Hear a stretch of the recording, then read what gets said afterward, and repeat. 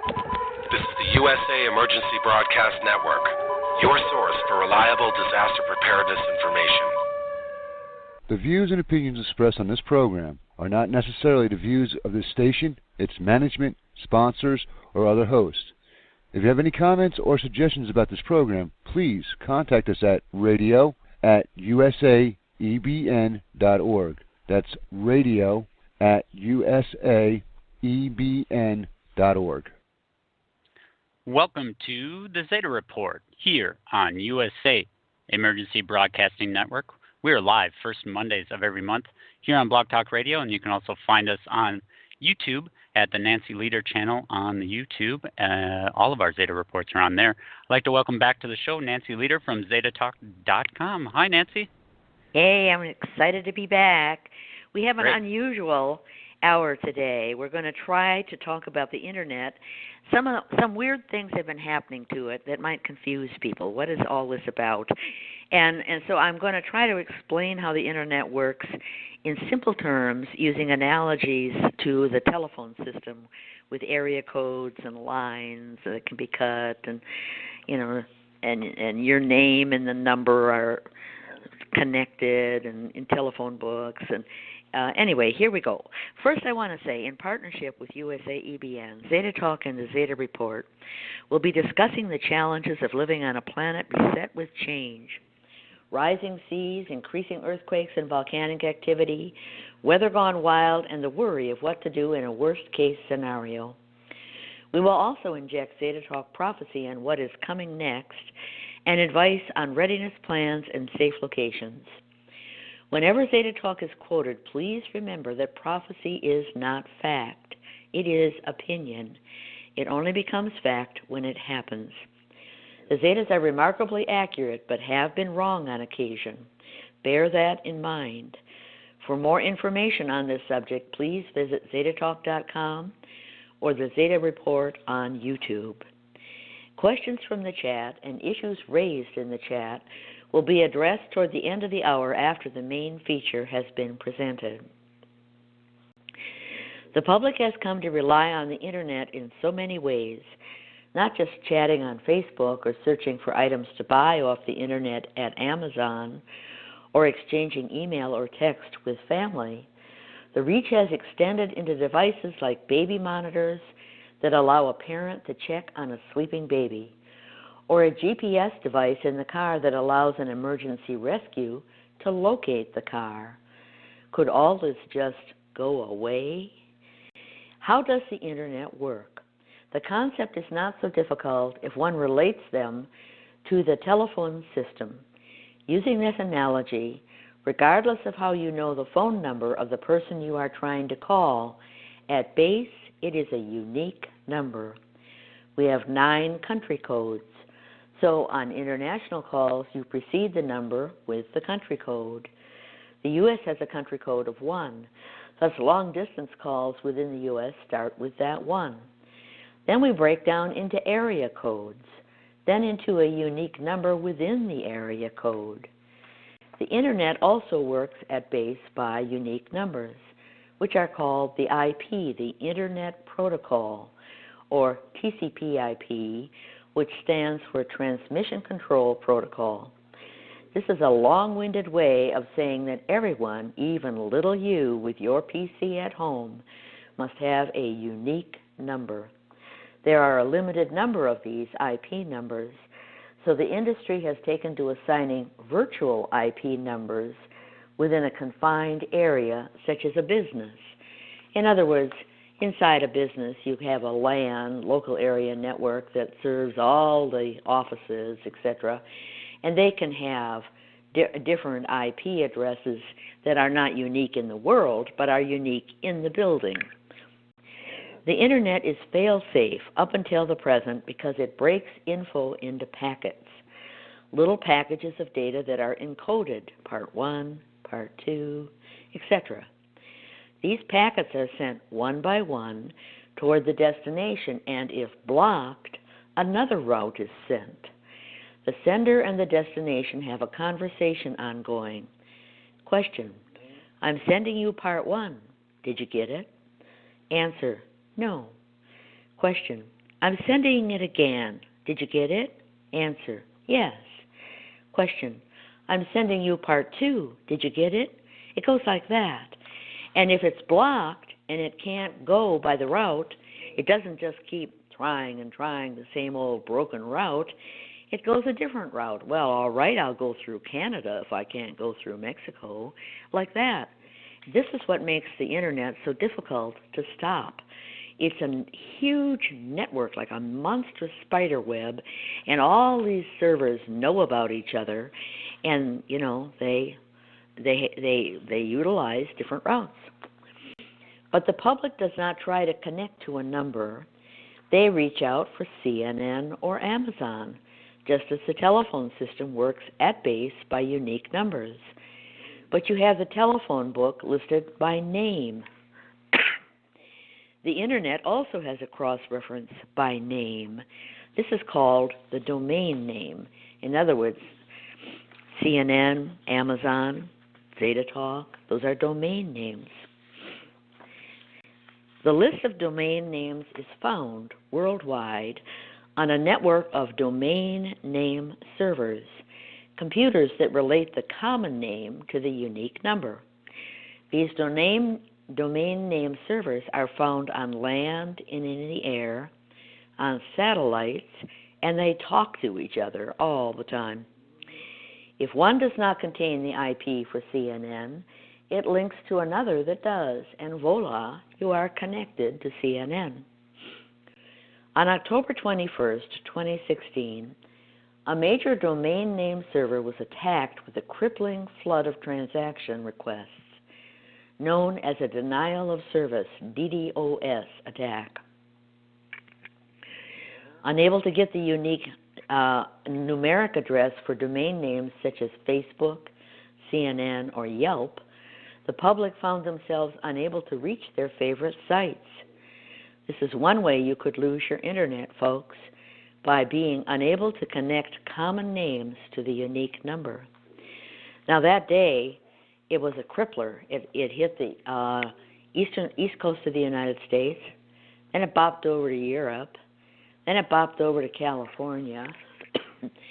There was about 100 very popular websites, that were just crippled. And people, it was like a timeout. They would say, well, can't get through, nothing's happening, it's timing out. And that was because of so many transactions. It was just a flood. It was choking the server. Okay, there is a workaround. Let's say that happens worldwide for some reason.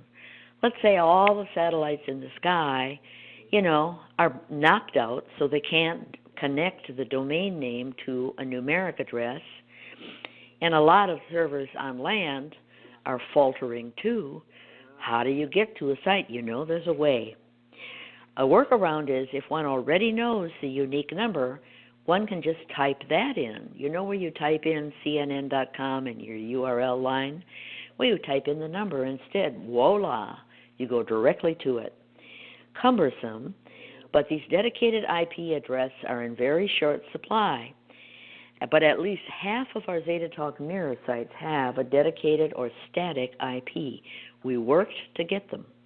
And the reason is we anticipate, let's say, the satellites are all down, and it's a disaster. And people just got to read Zeta Talk. They just got to know. They can type in this dedicated IP number, boom, they're at the mirror site. They don't have to say ZetaTalk4.com, ZetaTalk5.com, or whatever.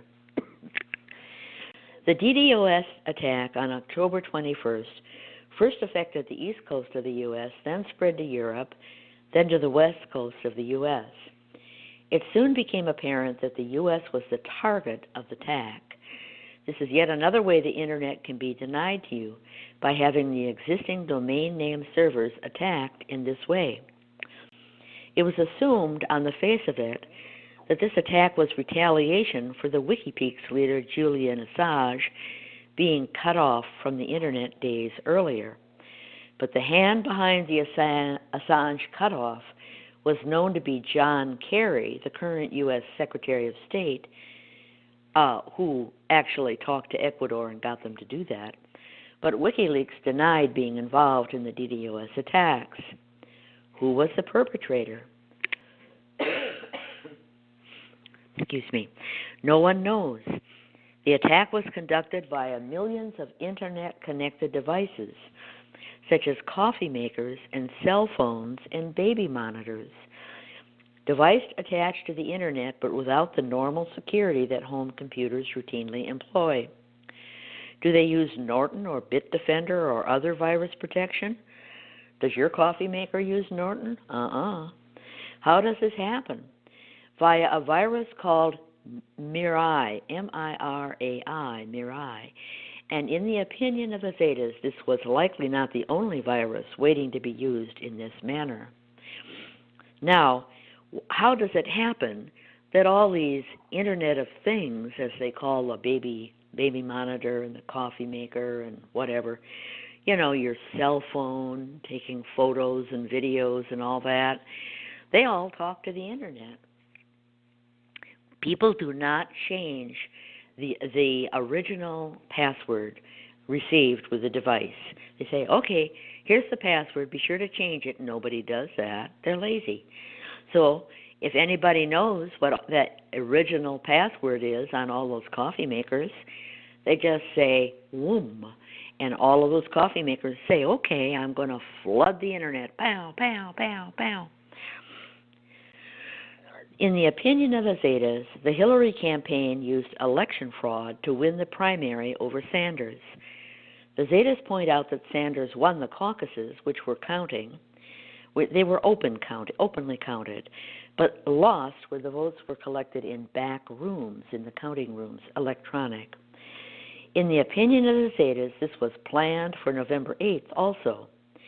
If the election is delayed for any reason, Soros is expected to jump in and suggest an Internet collection of ballots, something he has already espoused and will even pay for this.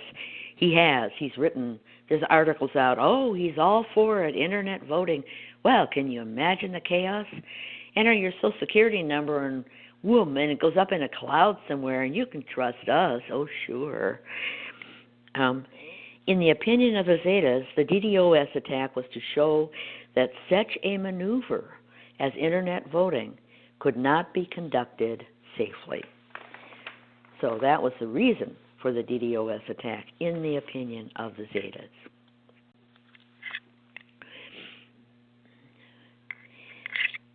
So presuming the domain name servers are left alone, is the Internet intact? Not hardly. Going back to the telephone system analogy, even if you have been assigned your unique phone number, and even if the phone book has your name in it, you can still be unreachable. How so? Whoops, a storm or a vandal cut your wires, or you forgot to pay your bill, your telephone bill. Even Wi-Fi, wireless from your device to the router, has wires at some point. It must reach the phone company or the Internet via wires. You, a person at home at your PC, does not connect to the domain name servers directly. You connect via your Internet service provider, your ISP. That might be Charter or, DirecTV or Link Up or whatever. You can dial them, call them up, or you can have DSL and it's always online. Hughes Satellite Overhead is another Internet service provider, but your ISP is your gateway, and the gateway can snuff you out, can cut you off. This gateway can squeeze and deny you access to the Internet or parts of it. China and Saudi Arabia are known for this. The technique is to have a single gateway for the country. Everyone in Saudi Arabia goes through one place to get out of the country. And everyone in China goes through one place to get out of the country. In the 1990s, when the Zeta Talk predictions on crop failures first began showing up, the citizens in Saudi found they could not reach Zeta Talk. I learned this from a German contractor who said he had to get a workaround with a dial-up service to an outside ISP. He told, and the Zetas were predicting crop failures. And Saudi Arabia found they had to supplement the price of oats for their farmers. And as soon as that happened, and there was Zeta Talk accuracy was being confirmed, boom, nobody could reach Zeta Talk. I'm not sure what the case is now, but I bet it's not any different. It was quite interesting. He said Nancy, he had to dial. Can I jump in on that one? You know, there's another analogy that I like to use with the gateway. It's you're renting information pipe. You're renting the pipe from whether it be Charter or whoever, AT&T, whatever, or the Hughes satellites, or even your cell phone. If you're out and you're doing roaming and you're connecting to the internet that way, you're going to a tower that talks to a phone that goes through wires or goes through a satellite. So you're using ISP with your phone too. So a lot of people think, well, I just have my phone. Well, your phone is connected to a network that's an ISP, whether that be Verizon or what have you. So if you control the pipe, if you're the person or persons or country that controls the pipe that all the information on the internet goes through, which used to be the United States for much of the world. Like, for example, in China, your analogy there, China has their own internet system. They have their own web there that connects to the rest of the world through their pipe. So if you control the pipe of the information, you can shut off Zeta Talk, you could shut off InfoWars or CNN.com, and typically in China you can't access CNN directly unless that gets screened through the government first. So the information that is this free internet is controlled basically by the companies that have control over how the information gets piped in. So if you control the pipe, you control the information, basically. It's so true. Like Verizon is another one, etc. Yeah, and we'll try to do a refresh toward the end here on the many ways you could lose your internet, and so that if this happens, don't be shocked, because there are workarounds. But we may have more trouble, not just because of government crackdown or dictatorial people in the government or that type of thing, but it can be because of electromagnetic pulse, which is on the increase because of Nibiru, where we have blackouts and planes going down, electric trains crashing like Hoboken. All of a sudden, it surged just as it was approaching the terminal, and there we had all these electric wires right on the water there of the river. I mean, you know how electricity loves water. Well, right. The poor conductor, he was braking and frantically trying to stop the train, and it was picking up speed because surge does that. So we've had that too. There was another one in Pennsylvania where a train, Amtrak, went around a curve and by a river, and it just picked up speed and wouldn't stop. So you can have brownouts or surge and the like, and this kind of thing can wreak havoc, with electronics of any kind. Right. So let's see. Okay, cut the gateway. The gateway can squeeze and deny. Why is this a threat? There are a couple recent examples of an attempted gateway choke. Elite people who want to make, we talk in Zeta Talk about cataclysmic earthquakes and the passage of Nibiru and oh dear, what's left intact. Certainly the grid is likely to go down, bridges go down, roads heave. It's a mess. Phone, you can't communicate. But in a setting like this, what are people going to do? Well, the elite would like to control the masses. They do today by debt. You run up your charge cards, you have lots of mortgage and car payments, and they like that because you can't quit your job. You have to pay the bills.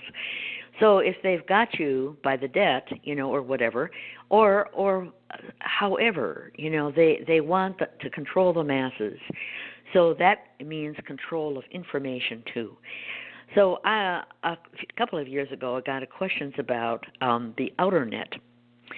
In 2014, when Google was proposing and promoting the outer net scheme, this was like balloons floating up above the Amazon or something like that, and it would beam down internet information to the people below. Very simple internet access.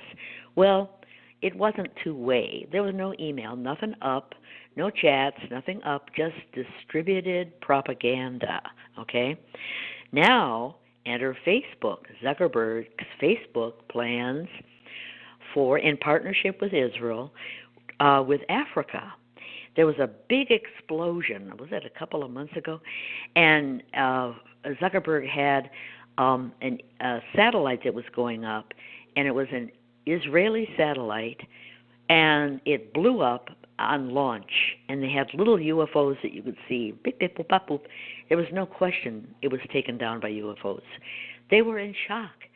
Both SpaceX, which was the rocket, and Zuckerberg and Israel lost hundreds of millions of dollars each. Very expensive, and they were astonished because SpaceX had been having successes. They were able to land on their ocean platform, blah, blah, blah. So this was a controlled gateway over Africa. Zuckerberg's ambitions to provide Africa with an internet gateway controlled by his company had hit the press for over a year. He led with his internet drones, but the planned internet satellites had a wider reach. Throughout, Africa was the target. In the opinion of the Zetas, this is all traffic, up or down, that would be known to Zuckerberg and Israel, and any secrets of a survival camp setting up on the African continent. Africa is very desirable land, high land, not going to go under even after the sea level rises. And many migrants from drowning India will go there. From Europe, this is going to become a series of islands after the pole shift, according to the Zetas, are expected to try to migrate to Africa, or Sweden or Norway, who can only hold so many. At least half of the UK islands are going to be underwater. So they're all going to try to clamber into Africa, and there they are, and they're saying, okay, we're going to guard our perimeter, and here's what we need, and here's our guns and our supplies and whatever, and this would all be known to Israel and Zuckerberg, who could go in and make them slave camps because of this information and their inability to communicate with other survival camps.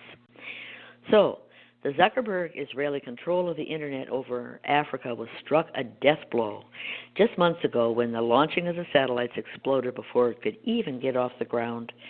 UFOs were clearly seen during the explosion, causing this, in the opinion of the Zetas, and a lot of people who examined the videos too said, oh, look, UFOs. The message, after hundreds of millions of dollars lost to both Israel and Zuckerberg, it ain't going to work. It ain't going to be allowed.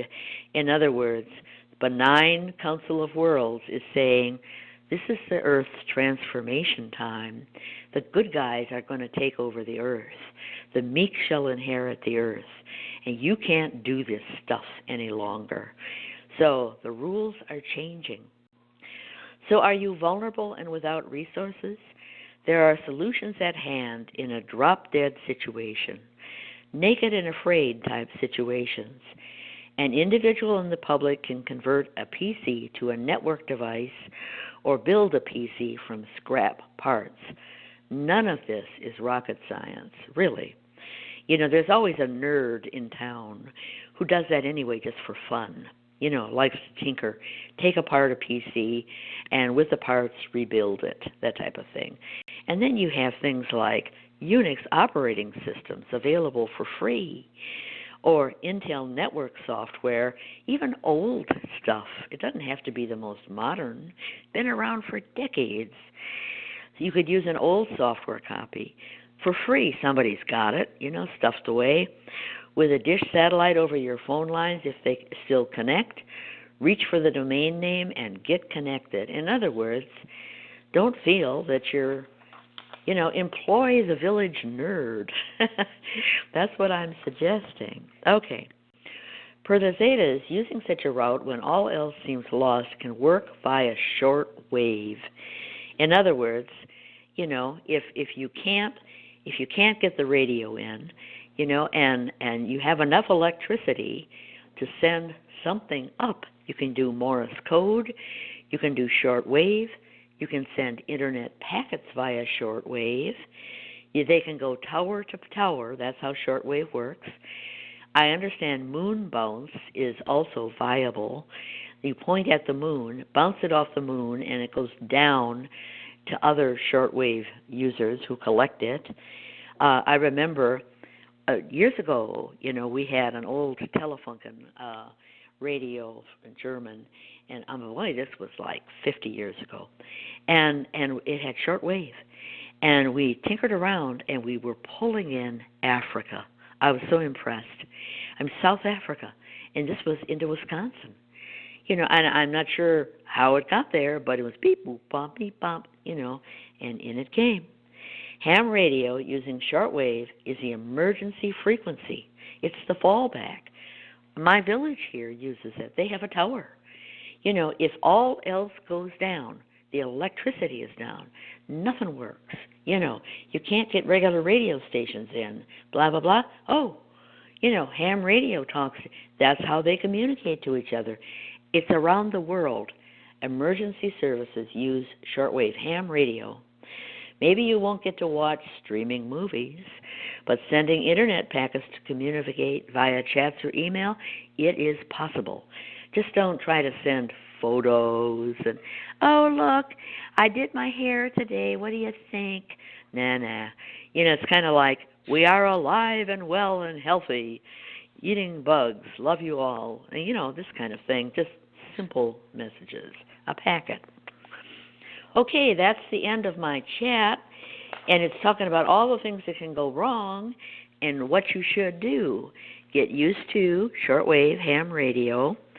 Get into find the village nerd who knows how to put PC parts together.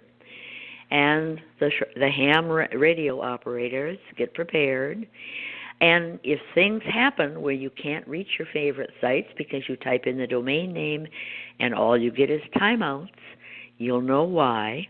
Just give it a little time. Maybe things will click back in. Might be a DDoS, or it might just be electromagnetic pulse blasting the servers up in the skies. And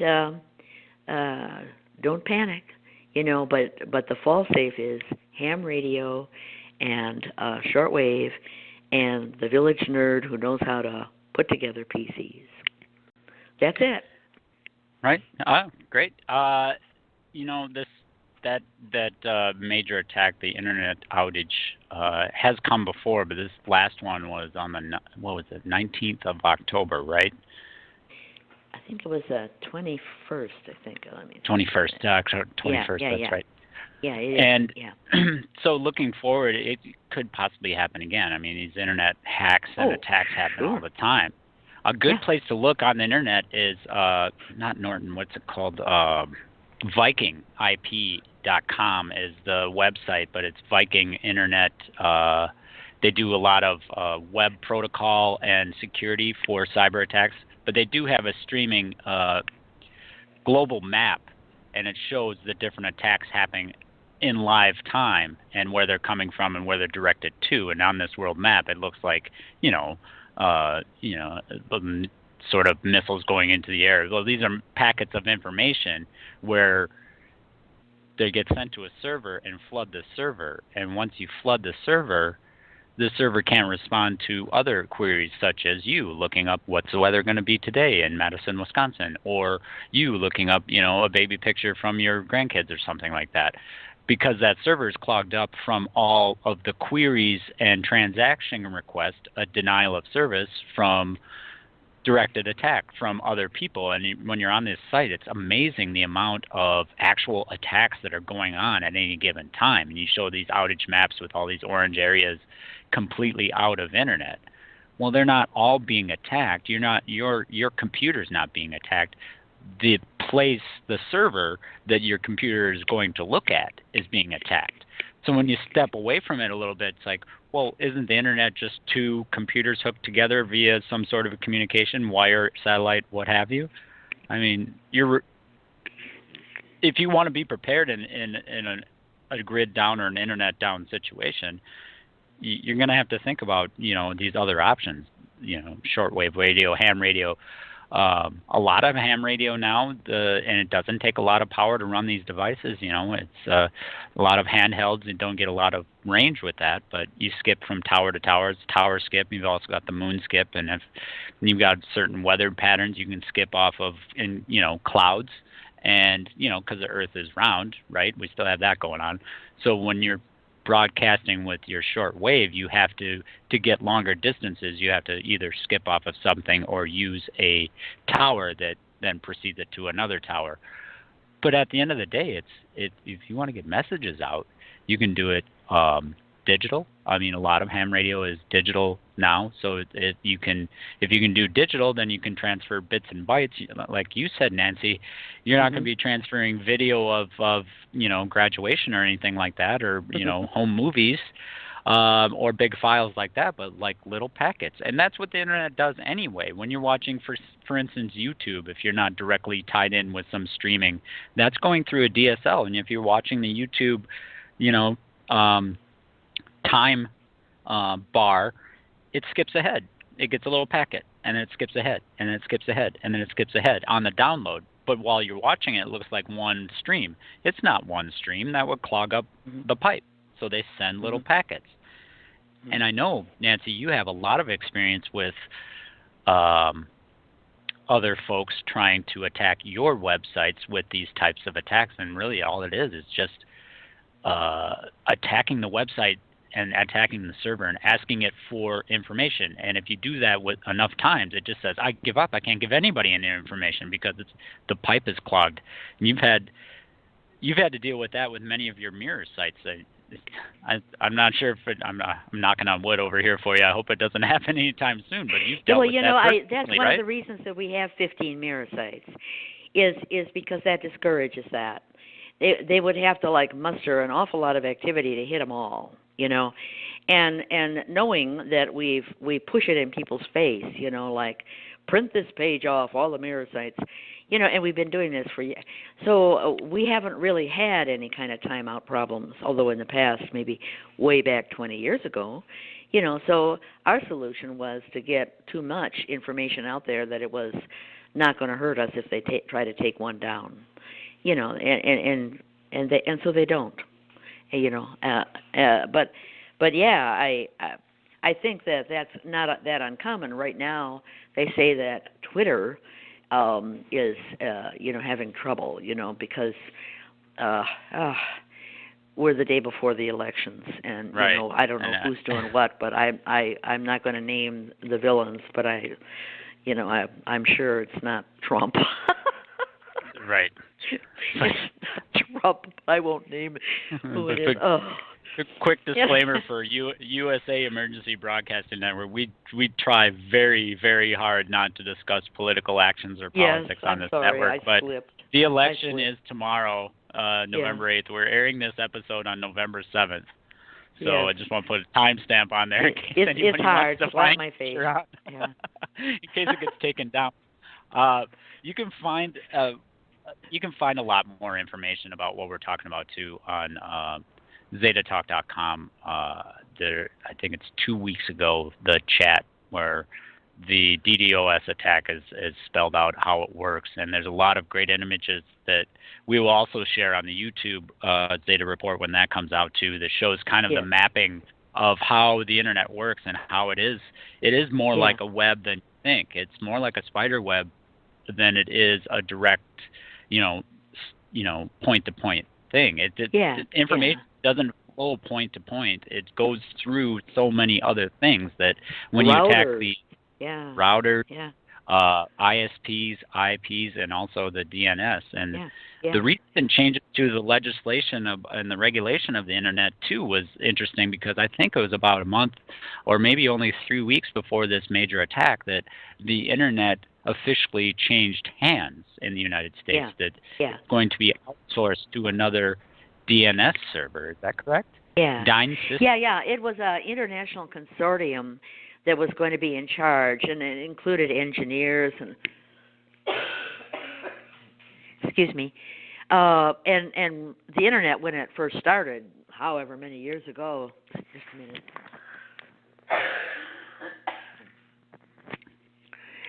Sorry, was controlled by the U.S.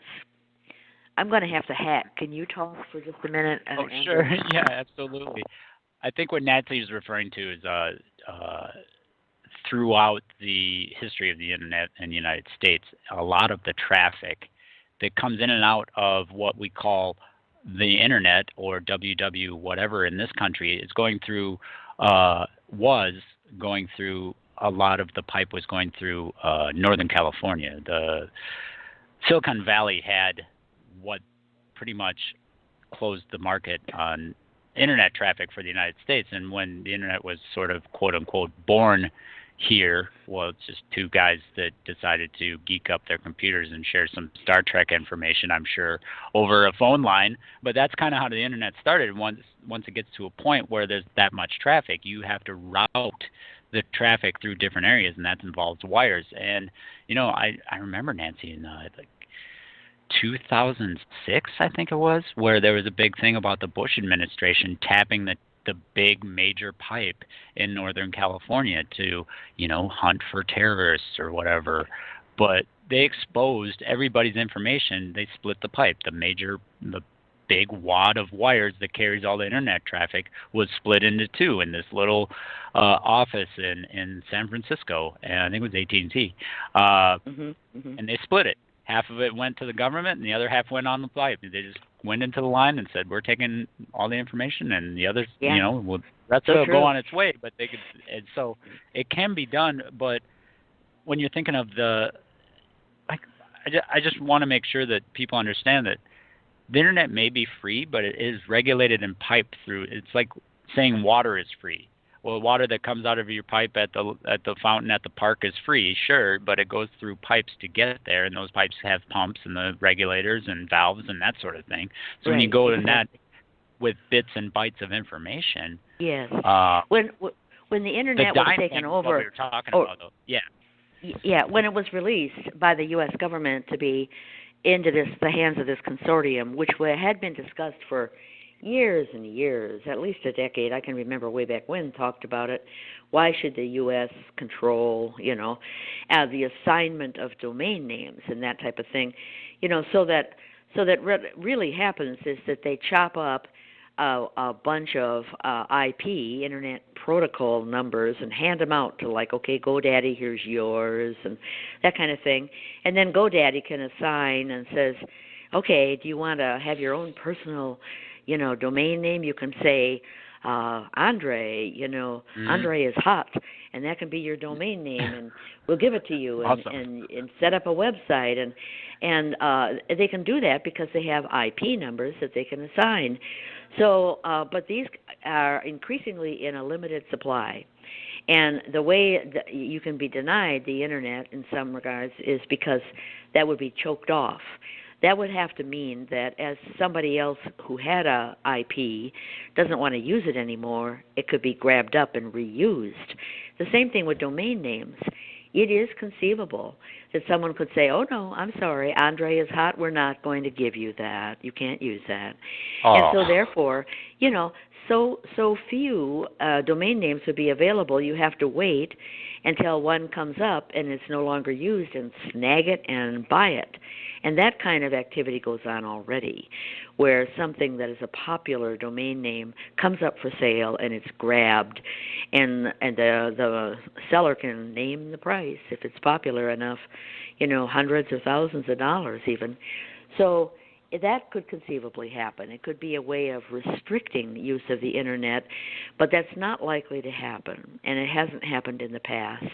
Then there's the gateway thing, which is a big danger, especially if it goes through a telephone line, and suddenly your telephone line is cut.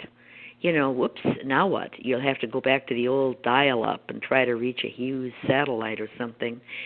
So there's many ways that you can be cut off from the Internet. But remember the drop dead, naked and afraid, ham radio, and get a hold of the geek who knows how to put together PCs from old parts, and you'll be in business.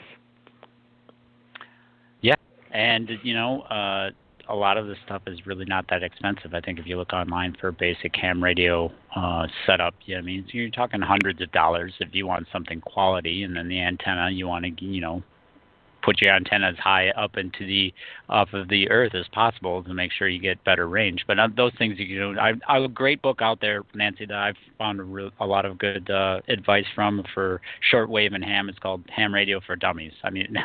It's just straight up. If you want to come down to the basics, there's better books out there. And then, your local preparedness organization. Like I learned a lot from, I went to a meeting of a prepper group here, organized meeting where they had a ham radio teacher come in and talk to us about, the rules and how it works, and how he got into ham radio. Is actually World War II veteran that came and talked to us. So, the information's out there, and, it's up to you to go and find it. We're just here to help you with the connecting the dots. Speaking of which, with the Earth Changes piece that we usually talk about, Nancy, I noticed that there was a magnitude 5.3 earthquake in Oklahoma this week. Yeah. And yes.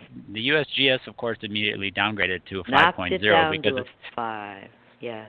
Because it looks better on their charts. I don't know.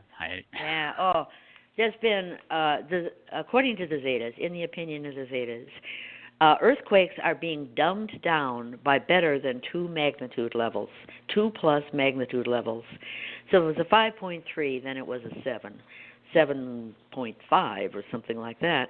And people I've been noticing, they can't find earthquakes. They'll feel them, they get reports, but they're not showing up, or they're cleaned off the databases, and they're dumbed down like crazy. And there's ways to determine what the magnitude really should be. It is not just the force of the but also the vast area that is covered. That's what determines. There was earlier a 5.6, according to the USGS, in Oklahoma back in September. And it was felt from the Dakotas, North Dakota, all the way to Houston. And there's no way. The scope of a 5.6 is very local. And the Zeta said this was a 9.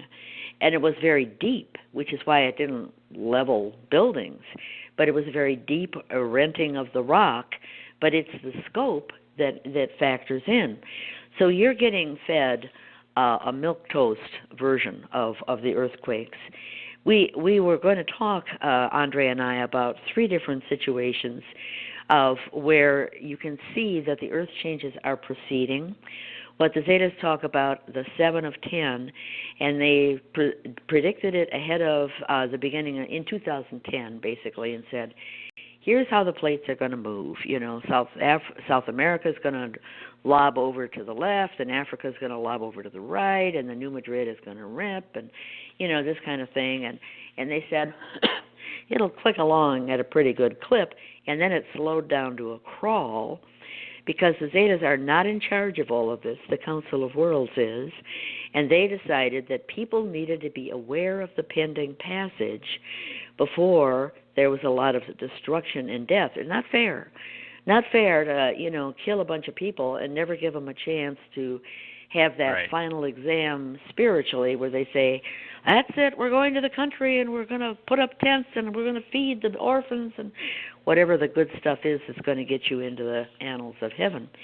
So basically, it got slowed down, but it's still moving along at a slow pace. Meanwhile, the 8 of 10 which was increased visibility of Nibiru and migrations and sociological changes and that kind of thing, was allowed to overlap with the 7 of 10. So we're still doing 7 of 10 stuff. Now, why hasn't the New Madrid happened yet? That was supposed to happen after Japan had a series of earthquakes like magnitude 8, boom, boom, boom. And then, it was supposed to destabilize the North American continent. It had been pulled into a bow. Tip of Mexico pulled out into the Pacific and pulled toward the Aleutian Islands, and snap, the diagonal pull of the New Madrid would happen. Well, somebody asked a question recently and said, I think it was like a month ago, what about all these quakes in Japan? It's just covered with them, and are we having the 7 of 10 Japan quakes, that are being dumbed down? They're really 8s, but, they're called 5s. And the Zeta said, yeah, and when you took a look at the earthquake charts, wow, all the way from the Kuril Islands in the north, all the way to the islands in the south, on the Bonin Islands, way to the south, and everything in between, on the west, of Japan, and over on the east side, and throughout the islands, everything was just covered with quakes, swarms of them. And they said, yeah, you're having the 7 of 10 quakes in Japan now. Okay, well, what about New Madrid? What about the North American continent? Well, there was a question just recently that apparently, starting in 2014, there was a humming and a pinging noise, ping and hum, down in the straits just south of Baffin Island up there in Canada. Now, Baffin is south of Greenland, or southwest or whatever of Greenland, and just above the Hudson Bay, okay? And there's some straits there, little islands, and they hear this, and it's the local natives said, "What's driving away the wildlife? We can't hunt. What is this ping ping hum?" And I thought, oh boy, it's the humming boxes. So remember way back when in 2012, I believe it was 2012, the humming boxes showed up, and people said there was something happened in Oregon, and over there in Sri Lanka there was one, and when the military took this stuff, they couldn't open it. When they took it away, it disappeared from their warehouse, taken away by the aliens. And the answer from somebody who channels Pleiadians and the Zetas confirmed was, these are on fault lines to prevent them from rupturing rapidly and violently, so everything is slow and easy. It's slowing it all down. Okay, so they got a humming box up there just south of Baffin Island in the straits there that is working overtime, keeping everything from rupturing. Then we have other things. In September, we had in Alabama, in Shelby County, Alabama, the Colonial Pipeline just ruptured for no reason. Well, take a quick look on where it's located. You have the New Madrid that goes up and down the Mississippi, and then it wraps under the seaway and runs all the way up to New England, and it comes down toward the Gulf, and then it branches over just under the Appalachians through Alabama and runs up through Savannah and the like, up. It's called the East Coast Fault Line, all the way up to end at Connecticut, where the last New Madrid rip in 1811 rang the bells in Boston. Well, this Colonial Pipeline in Shelby County was boom, right on that connector where that fault line runs, connecting the New Madrid to the East Coast, right there. So you can see there's rupturing going on. They had no explanation for it. There was a frantic business. Oh, get the boats with raw oil and all that up the coast to the refineries because, it was pumping heating oil and natural gas and all this stuff up there, and gasoline. Suddenly they were without. Gasoline. It was gasoline. You're right. They were without, and they had to suddenly bring it in by boat. So they were distressed, but of course they never say it's under investigation, and you never find out later what it is. Okay. So we have stress in the New Madrid, stress in the North American continent, humming boxes working overtime, rupturing pipelines in Alabama, and earthquakes in Oklahoma. Now, when that Shelby County pipeline ruptured, that was when Oklahoma had the 5.6, and they had people, you were reading the descriptions all the way from North Dakota to Houston. Wow, our house is rocking. People were describing this, but the earthquake was not recorded as being up there, because you're not supposed to think about this. So that was a big one, very deep, ruptured the pipeline, and this kind of thing is going on one of these days, because the Council of Worlds has had their foot on the brake, and that's not going to go on for long. They need to warn people what's coming. What's coming with the pole shift is so much worse. You have to be prepared, and right now you're not being told anything about Nibiru. We're at the point with prong 3, where we could say, the Dark Energy Survey out of Chile with infrared, they found this exoplanet coming in, boop, boop, boop. Oh, it has a retrograde orbit. Well, we know that happens. Little Nico had a retrograde orbit in trans-Neptune, a little, we're finding it on our charts, because they're now going back through old charts. And it comes, right next to the sun. Look at that. Isn't that where people keep saying they see a second sun? Yes. And then we'll have it, boom. You'll know about Nibiru, but right now that foot is still on the brake. I think we're waiting for the elections in the U.S. to be over and something implosive or explosive to happen, and then we're going to have more earth changes, more talk about Nibiru, because that's really far more important than who's in the Oval Office, really. Right. Yep. Yeah, on a bigger scheme of things, it's and that's kind of what we are doing here at USA Emergency Broadcasting Network with Nancy and PoleShift.ning and Zeta Talk is bringing all that information out front, so it's not a big surprise to you when what we used to call the announcement, and now the announcement's been broken into packets, Nancy. Right? Yeah, the prongs, are little the packets of announcement. Yeah, little packets. And prong 1 was Planet 9. And then they said, well, maybe it's more than one. And then they started talking about, okay, maybe it's a dead star out there stealing, and, why is it going between stars? And so then we had, the binary sun of our sun, under discussion. And then, exoplanets galore, everywhere. And, coming in. Wait, Chile, with the Dark Energy Survey, they find exoplanets that the Hubble and Kepler and WISE star mapping, those big probes looking way out, they don't find these things, but that little Chile observatory, local, it does. So right. they kept wending this and entering concepts in. Not everybody reads about this stuff. Once in a while it hits the news, and then but they keep bringing it back up. Planet 9. Retrograde orbits, to remind you that there are, this is in process. So one of these days. So now we had one other continent we wanted to talk about, and that's Africa, right. Because on October 8th, somebody asked a question about trumpets in the Dead Sea over there by Palestine. Now, that's on water. Remember when we had the trumpets of Kiev and the roar of Tampa Bay and things that sounded like Godzilla up in Canada and the drums of Costa Rica and anywhere there was water, you could have Sweden had trumpets and a cloud thing happen at the same time just recently too. So it's not just local; it's all over the place. It is. Yeah. It is.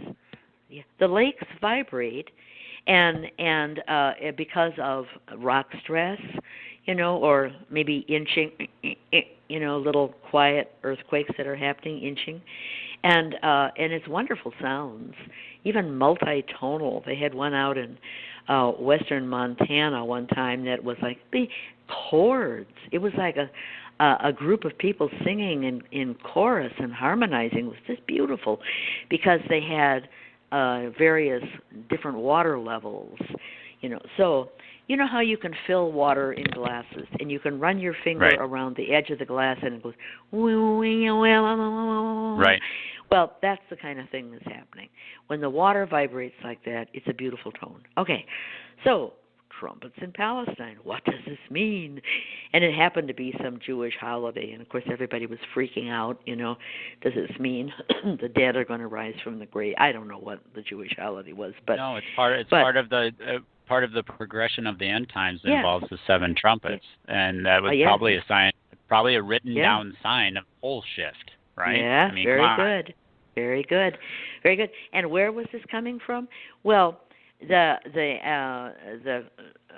fault line on the African plate goes right up along the eastern side of Israel, right up past Palestine, and you can see it if you look on the map, and it's ripping.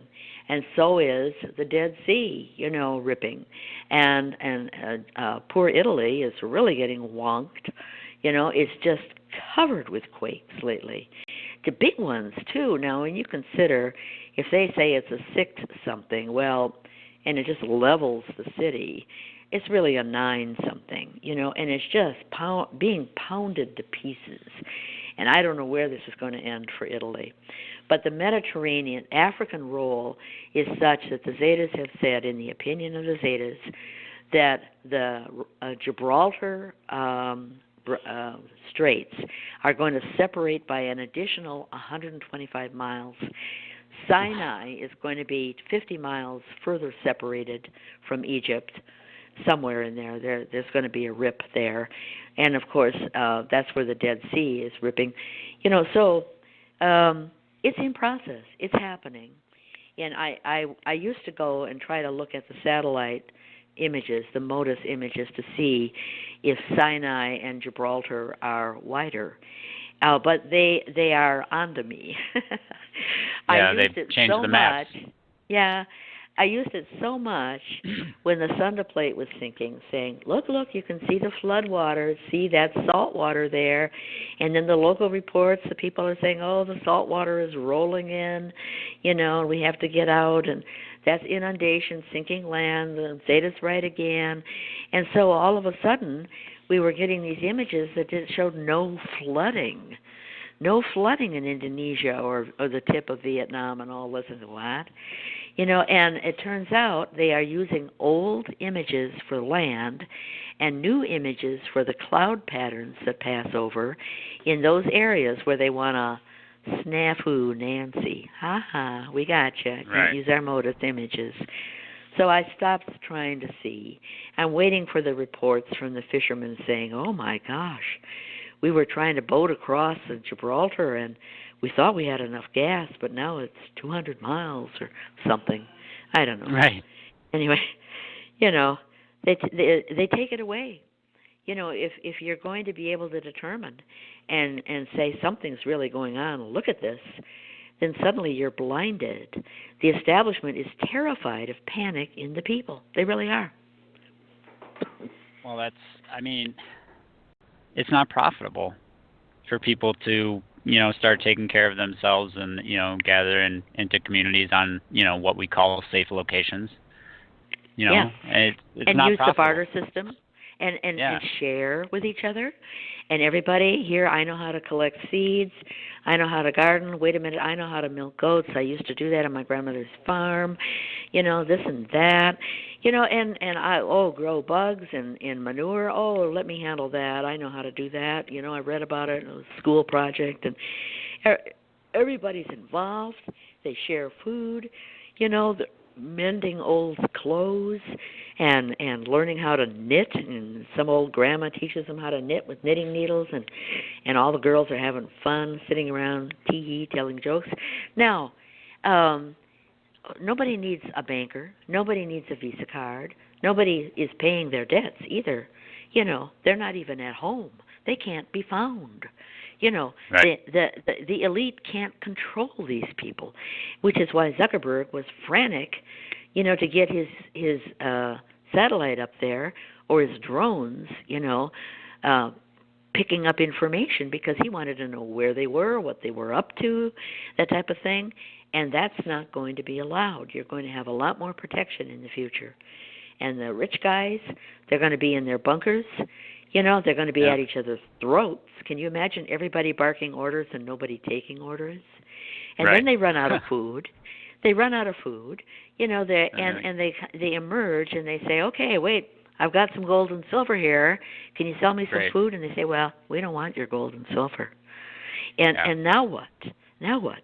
And they're terrified of this kind of thing, not having control, and they need to learn to operate in a service to other mode of sharing and caring.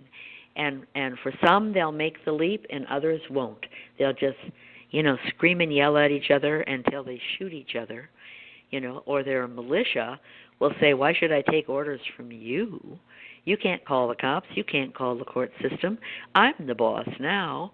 And they'll tell the guy that thought he was running the whole show there, go clean the toilets. Now you work for me. That's what's coming.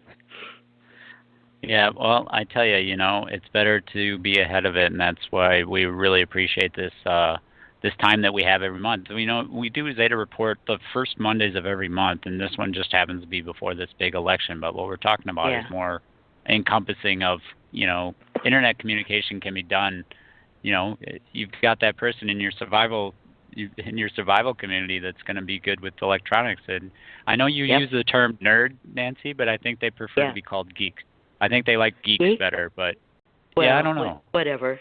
We love them all, and believe me, they're invaluable. And they're quiet and usually very unloved. And they can be a star. Just look them up, find them. Yep. And then, maybe, your friendly neighborhood galactic visitor will show up with some power device, and then you can just hook up to that. Yes, that's right. They have promised that to the good groups. They'll come in with what's called a perpetual power pack. It's a battery that does not wear out. Yep. I think that's the, part of the cover-up of not only the passage of Planet X, Planet 9, Nibiru, what have you, whatever you want to call it, but it causes pole shifts, and it has caused it in the past, and we've talked about this a lot on this channel, but one of the problems that is finding information about it, and that's why we really appreciate what you've done over the past 20-odd years on ZetaTalk.com, Nancy, to bring that out and not take any crap about it, really. I mean, disinformation is easy. All you need is a kernel of truth, and what we're just delivering is just the truth. So, it's easier that way. But that's when you get attacked. When you're part of a big team, and this is a very big team, it's the easy. Ground crew. You just take one for the team now and then, and you ignore the flack and let it roll off. But it's a huge team, and now contactees, according to the Zetas, in 2008 there were 12,000 contactees worldwide. Now, recently they say no, over 3.5 billion, over half the Earth's population are contactees now, and they're all getting the straight talk from their buddies. And I'm not saying they're all Zetas, because most aliens do not look, they're not hominoids. I mean, they're pretty weird, but after you faint and you get used to the concept, the love vibes are there. You get the message telepathically, and you don't care. Yeah, and I know that a lot of this disclosure is picking up too as more people come online, contactees come online with their, what we term the awakening, which is just the awakening. All it is just realizing that we're part of a bigger family and that we can, relate messages without, using telephone wires. So that's another option. Just call the Zetas. It's going to be a very exciting future. Very, very exciting. Really. Just a ton no of matter fun. what happens on November 8th, 2016, it's going to be a very exciting future, regardless of who votes for who. That's right. And you said it. You can't. The ground crew is much bigger than that. That's what we call ourselves. We haven't gotten. Some of us have gotten to the ships, huh, Nancy? I don't know if I've been there yet. Maybe I just haven't remembered yet. I'm sure you have, Andre. Come on. Okay, Yeah. See. You I'll don't break have to cookies have a next time. memory of it. You know in your I know. heart. Yeah, there Right, you and go. that's the thing too. And then you can research more of this too on ZetaTalk.com. Just a lot of what we've been talking about is covered there. Also, with more of the Earth Changes, a great website too, is a sister site to that, poleshift.ning, poleshift.ning.com. Yes.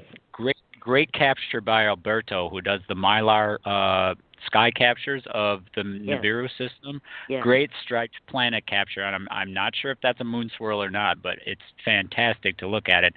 And a lot of people are picking up on that too, Nancy. Why are they spraying the skies? Maybe I should look over by the X. Yeah, maybe you should look over by the X and filter your camera, because there's planets up there, and sometimes that's triangle shaped. That's right. Triangle shaped clouds. That's right.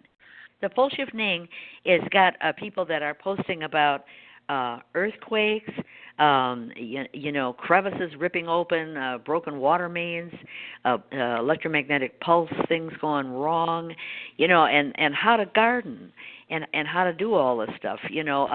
They are very active, and you can highly recommend it. Full of information, kind of like the daily news about what's going on around the world, earth changes, as well as sociological. Right. So definitely. That's right. Highly recommended. ZetaTalk.com for the information on safe locations. You can find that also the poleshift.ning.com front page. Just highlight the blue highlighted keywords. Safe locations is a good place to go to. You can actually research what the expected pole shift in the advice of the Zetas, what the pole shift might do to, say, Wisconsin or California, or it's broken down into region or rivers or valleys. Appalachian Mountains seem to be popular. Why is that? Well, okay, here's why. And it breaks it down. So that's a great resource too. Also, there will be, we're going to re-air this episode on the Zeta Report YouTube channel usually in a day and a half after air. We'll get that up there. Nancy is nice enough to put a lot of the photos and images that relate to kind of the concept of this DDoS attack and the DNS and all those letters get kind of confusing on the radio, but with the pictures it helps out a lot. So look for that on Zeta Report on YouTube. And thanks again, Nancy, for making time for us. And hopefully people are waking up to what's actually going on and getting the information where they, not necessarily from CNN. You're not going to hear this stuff. That's why we put it out there. That's right. So. That's right. Yeah, always lovely to talk to you, Andre. Thank you. Thank you. That's all the time we have for this episode of the Zeta Report. Like I said, you can catch us on the YouTube. Just look up Zeta Report. The website for USAEBN is www.usaebn.org. Stay safe, everybody.